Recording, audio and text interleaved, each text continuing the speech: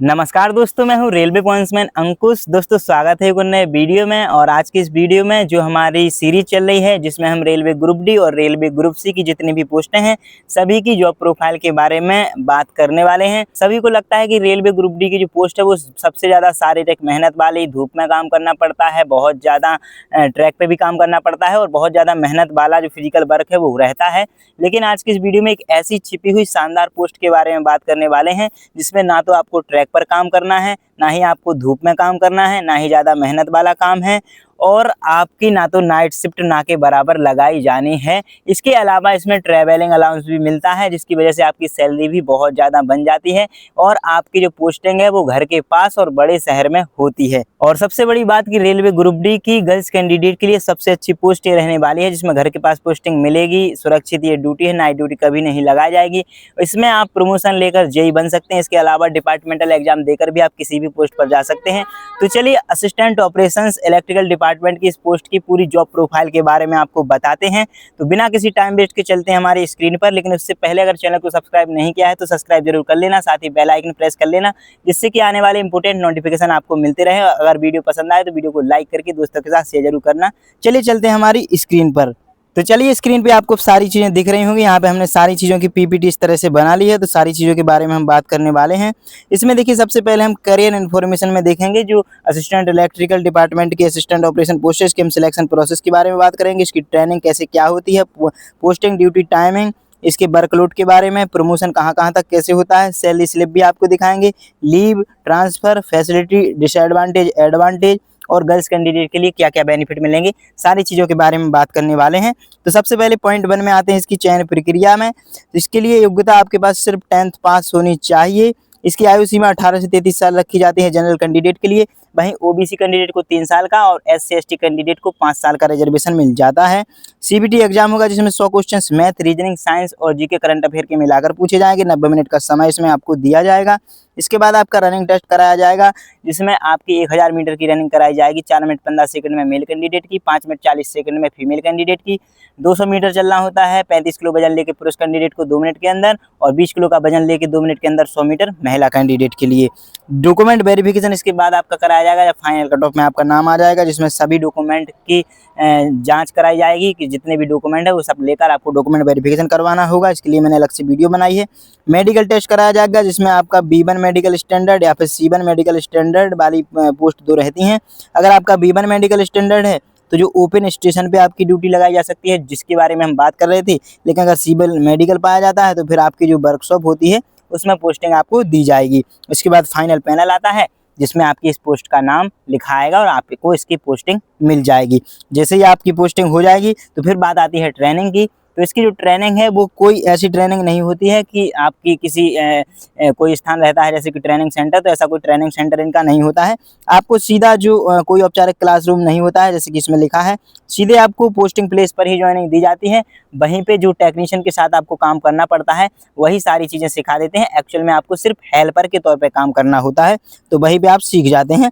जिसमें आपको टेक्नीशियन होते हैं, जेई होते हैं, उन्हीं के साथ यहाँ पे ट्रेनिंग के जो चीज़ें होती हैं वो सिखाई जाती हैं और आपको सीधा काम दे दिया जाता है।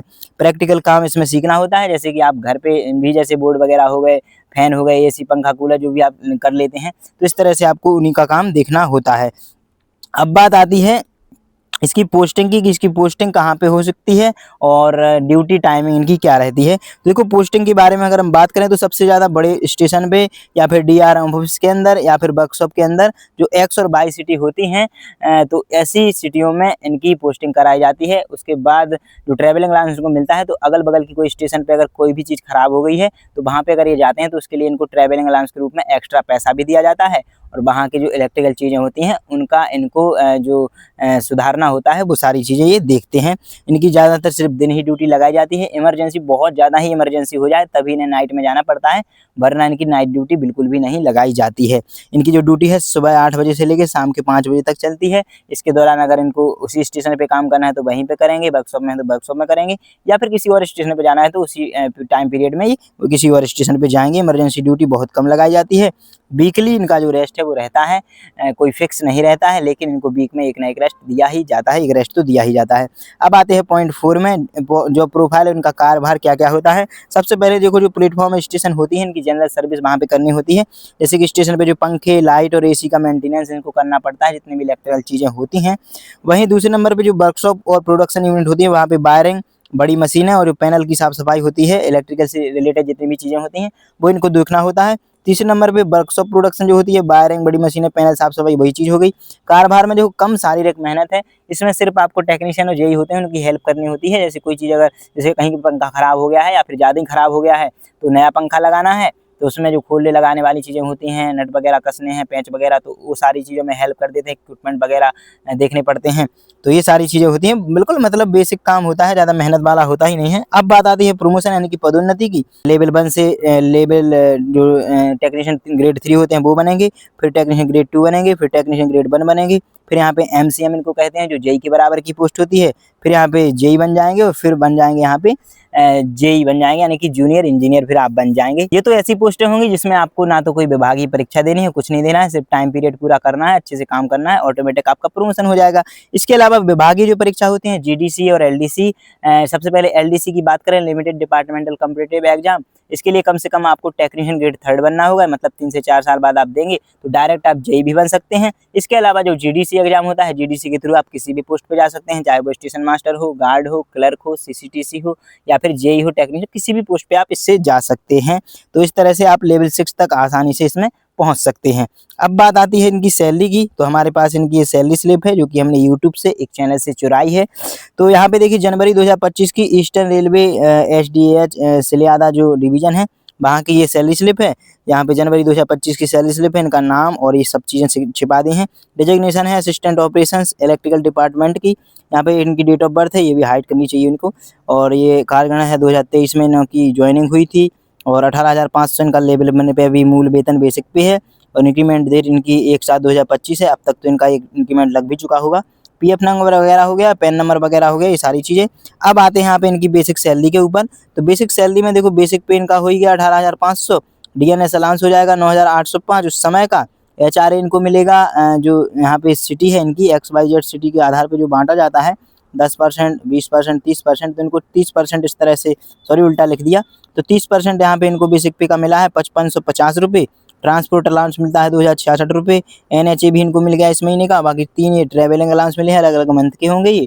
तो इस तरह से इनकी जो ट्रैवलिंग अलाउंस है वो जोड़ देंगे, तो टोटल इनकी जो सैलरी है वो 38,839 बनती है। जिसमें इनकी जो रिकवरी है, 3 प्रकार की रिकवरी हो जाएंगी, तो 3,011 रुपये इनका कटौती हो जाएगी।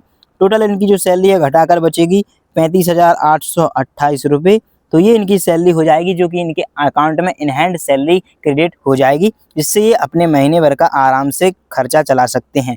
तो ये हो गई सैलरी की बात। अब बात आती है लीव की, यानी कि छुट्टी इनको कौन कौन सी मिल जाती हैं। तो LAP इनको दी जाती हैं 15 6 महीने में, और 15 6 महीने में जो LHAP होती हैं वो भी 20 दिन की प्रति वर्ष मिल जाती हैं। कैजुअल लीव भी इनकी 10 दिन की मिल जाती हैं। और जो 360 दिन की छुट्टी ऐसे भी ये ले सकते हैं बिना पेमेंट के लिए भी। मैटरनिटी लीव अगर आप लेडीज़ हैं तो 180 दिन की आपको मैटरनिटी लीव मिल जाएगी। 15 दिन की आपको पैटर्निटी लीव मिल जाएगी। चाइल्ड केयर की जो लीव होती हैं, चाइल्ड केयर लीव के लिए भी आपको 730 दिन की मैक्सिमम छुट्टी मिल जाएगी महिलाओं के लिए। स्टडी लीव भी आप विदाउट पेमेंट के ले सकते हैं 24 माह तक स्टडी लीव के लिए। हॉस्पिटल लीव भी आपको 28 माह तक मिल सकती है अगर आप इमरजेंसी में बीमार हो जाते हैं। बाकी ये स्पेशल जो कैजुअल लीव होती हैं ये हो जाती हैं। अब बात आती है ट्रांसफ़र के नियम की। तो ट्रांसफ़र आप सबसे पहले तो प्रशासनिक आधार पे आपका ट्रांसफ़र हो सकता है। जनरली इनका ट्रांसफ़र नहीं होता है, लेकिन इनका काम अगर सही नहीं है, स्टाफ के साथ अच्छे से अगर इनका जो व्यवहार है नहीं है, तो ऐसे में आपका प्रशासनिक आधार पे, या फिर जब प्रमोशन होता है तब आपका प्रशासनिक आधार पे ट्रांसफ़र हो सकता है। तो इस हिसाब से जब भी उनको जैसी ज़रूरत होगी वो कर सकते हैं। दूसरी चीज़, ऑन रिक्वेस्ट भी आप लगा सकते हैं। जैसे कि आपके घर के पास वाली कोई स्टेशन है, वहाँ पे अगर आपकी जगह खाली है तो वहाँ पे भी आप स्वेच्छा से जा सकते हैं, तो ऐसे रजिस्ट्रेशन लगा के भी जा सकते हैं।